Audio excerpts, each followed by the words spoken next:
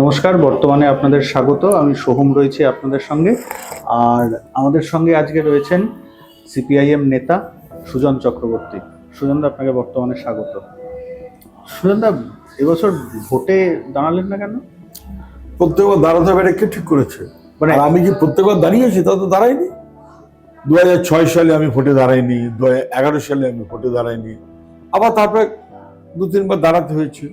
এবার আবার দাঁড়াবো না, এগুলোই স্বাভাবিক। এটা কি স্বইচ্ছায় নাকি পার্টি বলেনি? আমাদের পার্টিতে স্বইচ্ছা এবং সার্বিক ইচ্ছা দুটো একসাথে চলে। আমাদের স্ব ইচ্ছার পরিপ্রেক্ষিতে পার্টির সার্বিক ইচ্ছা হয়, অথবা পার্টির সার্বিক ইচ্ছার পরিপ্রেক্ষিতে আমরা স্বেচ্ছাপূর্ণভাবে সিদ্ধান্তে থাকি। আমিও মনে করেছি না দাঁড়ানো উচিত। পার্টি আমরা সবাই সিদ্ধান্ত করেছি যে আমরা নতুন ক্যান্ডিডেট যেভাবে করছে তাতে কেউ কেউ আমরা প্রচারের কাজে থাকলাম। মোহাম্মদ সেলিম দাঁড়ায়নি, আমি দাঁড়াইনি, আরো কেউ কেউ দাঁড়ায়নি। আবার কখনো দরকার হলে দাঁড়াবো। এবং না দাঁড়ানোর ফলে দেখছি যে একেবারে দাপিয়ে প্রচার করছেন, সে নমিনেশন থেকে শুরু করে প্রচার। মানে একটু কি ফ্রি হয়ে গিয়েছেন যে বাড়তি চাপ নেই, একেবারে খোলা মনে প্রচার? বাড়তি চাপ এখনো, বাড়তি চাপ তখনও, খুব সেটা আলাদা কথা না। তখন এক ধরনের কাজ, এখন আরেক ধরনের কাজ। তবে এটা ঠিক যে নিজে প্রার্থী হলে যে পরিক্রমায় বেরোতে হয়, অভ্যাসবশত সকালে 7টার মধ্যে উঠে রেডি হয়ে 8টা-8:15টার মধ্যে বেরিয়ে পড়তে হয়। দুপুরে একটু কখনো কখনো ফাঁক থাকে, কখনো থাকে না, তারপর রাত পর্যন্ত চলতে থাকলো। কখনো প্রচার, পরিক্রমা, সংগঠনের সভা, আভ্যন্তরীণ ইত্যাদি। এখন সেটা প্যাটার্নটা একটু চেঞ্জ হয়েছে, চাপ কম সেটা বোধহয় না। আচ্ছা, মানে একই রকমের চাপ রয়েছে, জেতানোর চাপ। জেতাবার রাজনৈতিক প্রচারের বিজেপি তৃণমূলে যে 12টা বাজাচ্ছে রাজ্যটার, অন্তত রাজ্যটাকে বাঁচাবার জন্য যতটা লড়ে যাওয়া যায়। এই যে রাজ্যকে 12টা বাজানোর কথা বললেন, আপনারা বলছিলেন আগে ভোটার লিস্ট পরে ভোট। প্রায় 91 লক্ষ মানুষের নাম বাদ চলে গেল। সিপিআইএম কি করছে? আমি দুটো ভাগে কথাটা বলবো। সিপিএম কি করছে, তারা একটি দাঁড়িয়েছে। 91 লক্ষ মানুষের ভোটার তালিকায় নাম বাদ গেছে। 58 লক্ষ এএসডি মৃত, তার নাম তো ভোটার তালিকায় থাকার কথা না, ছিল কেন? তো নির্বাচন কমিশনের অপদার্থতা। আর ওই ভোটগুলোকে ভূতের মতো করে ব্যবহার করত শাসক দল অথবা বিজেপি। সেই কারণে এই ভোটগুলোকে রক্ষা করা হয়েছিল। অপরাধ করেছিল নির্বাচন কমিশন এবং রাজ্যের বাহিনী। মৃত মানুষের নাম বাদ গেলে ওটাকে ওই হিসেবে ধরার কথা না। তাহলে এই এএসডি সব মিলিয়ে 58 লক্ষ, ব্যতিক্রম ছাড়া এটা নিয়ে খুব কারোর কোনো কমপ্লেইন নেই। থাকলো পরে 32। তাহলে আসলে বাদ গেল ভোটার লিস্ট থেকে 32 কি 33, 32 লক্ষ প্লাস। এইটা লক্ষ লক্ষ মানুষের নাম বাদ দেওয়া ভয়ঙ্কর, একদম বিজেপির রাজনৈতিক মনোভাব। সে অনুযায়ী নির্বাচন কমিশন চলেছে। আর নির্বাচন কমিশন সে অনুযায়ী ভোটারদের যখন নাম বাদ দিতে চেয়েছে, তখন কেরালাতে বাদ দিতে পারেনি, অন্যত্র তো বাদ দিতে পারেনি। সেখানকার সরকার তার প্রশাসনিক সরকারি দায়িত্ব পালন করেছে। নির্বাচন কমিশনের এখতিয়ারে যতক্ষণ ছিল ততক্ষণ পর্যন্ত 90 লক্ষ, তার মধ্যে বাদ গেল 5 লক্ষ, মোট 1.5 কোটি। বাকি 60 লক্ষ অ্যাডজুডিকেটেড। প্রত্যেকটি জেলা ধরে আমরা নির্দিষ্টভাবে সেট করেছি, যেমন রেড ভলেন্টিয়ার্স, ঠিক সেরকম ভাবে আইনজীবীরা তারা এই প্রত্যেকটি বিপন্ন মানুষের পাশে থাকবেন।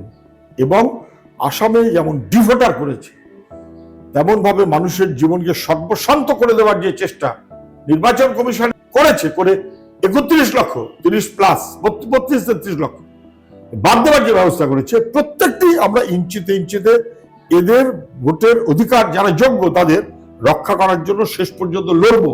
কিন্তু আমার শেষ কথাটা হচ্ছে, শুভেন্দুবাবু কি ক্ষমা চাইবেন? 1 কোটি 20 লক্ষ রোহিঙ্গা কোথায়? তাদের নামের লিস্ট কোথায়? তালিকা 1 কোটি 20 লক্ষের। বাংলার মানুষকে অনুপ্রবেশকারী দাগিয়ে যারা বিপন্ন করতে চেয়েছেন তাদের কেউ ছেড়ে কথা বলবে না। আপনারা বিজেপি আর তৃণমূলের সেটিং এর কথা বলেন, ফলত এই এত মানুষের নাম বাদ দিয়ে এত কিছু করে আসলে লাভটা কার হলো? মানে এই ডিভিডেন্ডটা কে তুলবে? এত মানুষের নাম বাদ যাওয়ায় কার লাভ কার ক্ষতি? ক্ষতি মানুষের, ক্ষতি গণতন্ত্রের, ক্ষতি ভোটের অধিকারের, ক্ষতি ভারতের সংবিধান মানুষকে যে অধিকার দিয়েছে সেই অধিকারকে কেড়ে নেওয়ার মধ্য দিয়ে কার্যত সংবিধানকেই ক্ষুণ্ণ করা হলো। ক্ষতি তার, লাভ কার? লাভ তার যারা মানুষের ভোটের অধিকারকে ভয় পায়। লাভ আরএসএস এর, দিনের শেষে আরএসএস এর, ওদের সরাসরি খেলোয়াড় বিজেপি। ওরা বাংলার মানুষকে কার্যত বিপন্ন করার, ছিন্ন ভিন্ন করার চেষ্টা করছিল, সেই সুযোগটা পেল, যেটা যতদিন বামেরা ছিল আশপাশে ঘাসার সুযোগ আরএসএস পায়নি। কিন্তু এই কথাটাই কি আপনারা প্রচারে গিয়ে মানুষকে বোঝাতে পারছেন? কারণ মানুষও তো একটাই বাইনারিতে বারবার বিভক্ত, আপনারাই সে কথা বলেন। মানুষকে সবসময় সব জিনিস বোঝানো যায় না, বা আপনি উল্টোভাবে বললে মানুষ যেভাবে বুঝতে চায় সেইভাবে হয়তো আমরা বলতে পারি না বা বোঝাতে পারি না। মানুষের কাছে আমাদের শিখতে হবে। কিন্তু বাইনারিটা যখন করা হয়, যুক্তিকে অস্বীকার করে বাইনারিকে যখন নিয়ে আসা হয়, তখন স্বেচ্ছাচারী স্বৈরাচারী শক্তির পথকে সে প্রশস্ত করে। এই বাইনারিতে মানুষকে বিভক্ত করে রাখা অথবা মানুষকে যুক্তির বাইরে নিয়ে যাওয়া, এটা আসলে একটা স্বৈরাচারী পথের মনোভাবের লক্ষণ।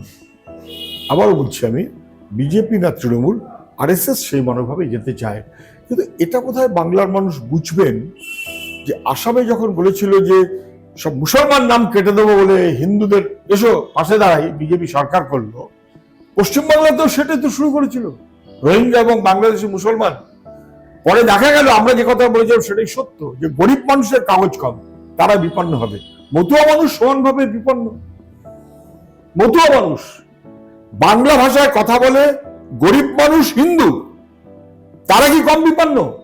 বাংলা ভাষায় কথা বলে গরিব মানুষ মুসলমান, তারা কি কম বিপন্ন? তাহলে বিপন্ন কমন হচ্ছে বাংলাভাষী মানুষ, গরিব মানুষ। কেউ মতুয়া, কেউ হিন্দু, কেউ মুসলমান, কেউ শিডিউল কাস্ট, ইত্যাদি ইত্যাদি, যাই হোক না কেন। একেবারে প্রথম দিন থেকে কার্যত সিপিআইএম সবার আগে প্রার্থী ঘোষণা করে দিয়েছিল, প্রচারে যাচ্ছেন। তো এই বছর কি একটু হাওয়া পাল্টাচ্ছে, কি মনে হয়? অবশ্যই মানুষ নিজের মতন করে ভোট দেবে, এইটা মানুষ চাইবে। বজলাডুনি ফসকা কেন করবে কিনা, হচ্ছে কিনা, সে নির্বাচন কমিশন বলতে পারবে।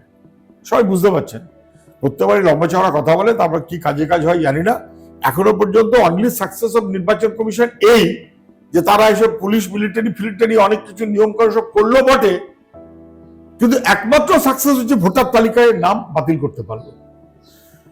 বাকিটা ঠিক ওদের সাকসেস না। ওই যে অনেক ট্রান্সফার করে দিয়েছি, ওটা নির্বাচন কমিশন যদি সাকসেস মনে করে, ওটা ওদের সাকসেস, ওদের ফেলিয়ার।